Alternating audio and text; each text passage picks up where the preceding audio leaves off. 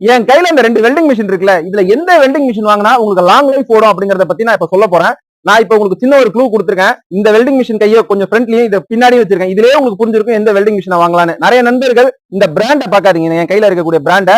So இந்த brand இல்ல, நிறைய பிராண்ட் இருக்கு. ரிலாண்ட் இருக்கு, தோஷன் இருக்கு, ஜிபி இருக்கு, ஏகப்பட்ட பிராண்ட் இருக்கு. ஆனா எந்த மிஷின் கம்பெனி வாங்கினாலும் நான் சொல்ற மிஷினை வாங்குங்க, அப்பதான் உங்களுக்கு லாங் லைஃப் வரும். வீடியோவை ஃபுல்லா பாருங்க, ரொம்ப ரொம்ப யூஸ்ஃபுல்லான பதிவு. வெல்டிங் மிஷின் வாங்குற நண்பர்களுக்கு இந்த பதிவை ஷேர் பண்ணுங்க.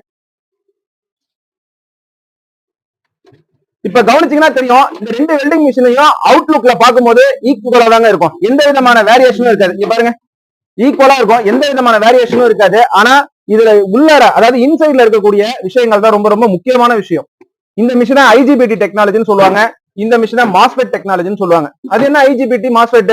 மாஸ்பெட்டோட அட்வான்ஸ்டு டெக்னாலஜி தான் ஐஜிபிடி அப்படின்னு சொல்லிட்டு சொல்றாங்க. அது இப்ப பிரச்சனையே கிடையாது. ஐஜிபிடியா இருக்கட்டும், மாஸ்பெட்டா இருக்கட்டும், நமக்கு தேவை, அதாவது ஒரு வெல்டருக்கு தேவை